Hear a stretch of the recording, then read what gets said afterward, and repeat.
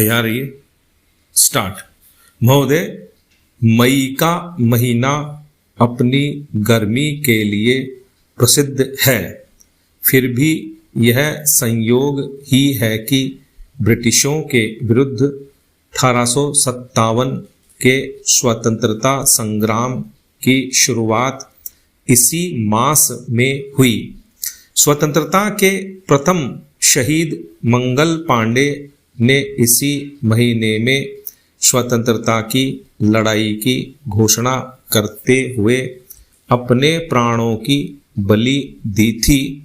इस बलिदान ने उस समय अंग्रेजों के भारतीय साम्राज्य की जड़ें हिला दी थीं और एक संयोग देखिए, द्वितीय विश्व युद्ध की समाप्ति अर्थात क्रूर साम्राज्यशाही के विरुद्ध मानवता की विजय इसी महीने में हुई है। वास्तव में देखा जाए तो मई का महीना अपने आप में एक उत्साहप्रद व प्रेरणाजनक महीना रहा है। महाराष्ट्र के लिए तो यह सदैव अविस्मरणीय है। हम मई दिवस व महाराष्ट्र दिवस को प्रणाम करते हुए एक उज्जवल भविष्य की कामना कर रहे हैं। मेरी निश्चित मान्यता है कि समाज की परख बहुत कठोर होती है, फिर पद, पैसा या प्रतिष्ठा भी उद्धार नहीं कर पाते। वर्ग संघर्ष से वर्ण संघर्ष तक की यात्रा करने वालों के लिए यह आत्मचिंतन का विषय होना चाहिए कि समाज ने उन्हें हाशिए में क्यों डाल दिया। पैरा। साहित्य व्यक्ति, समाज और सत्ता के अंतर विरोधों से ज्यादा जब मनुष्य के भीतरी अंतर विरोधों की पड़ताल करता है तब ज्यादा सार्थक और महत्वपूर्ण होता है। यह सार्थकता कमरों की चार दीवारी के भीतर नहीं मिलती।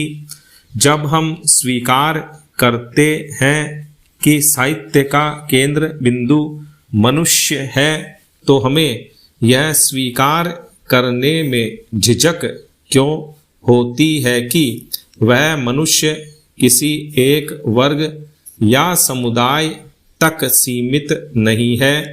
जब तक हम इस मनुष्य को उसकी गलत मनोवृत्तियों से मुक्त नहीं करते तब तक उसके ऊर्ध्वगामी विकास की संभावनाओं को नहीं खोल सकते। यह प्रक्रिया बहुत लंबी और कठिन भले ही प्रतीत हो, पर कोई छोटा रास्ता अभी तक ढूंढा नहीं जा सका। साहित्य में जो रचनाकार इस दुरूह मार्ग से चले हैं वे ही काल की सीमाओं को लांघ सके हैं। मैं यह मानता हूं कि इस रास्ते से हटकर भी जो सृजन प्रक्रिया में लगे रहे वे कम से कम मनुष्य के विकास की संभावनाओं को तलाशने का प्रयास कर रहे हैं। रचना कर्म में दृष्टि भिन्नता तो होगी ही, पर उद्देश्य समान रहने पर संवाद की संभावना क्यों अनुपस्थित होती गई? इस प्रश्न ने मुझे व्यथित किया है।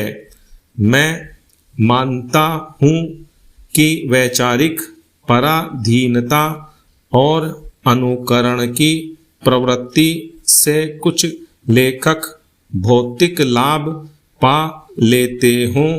स्टॉप।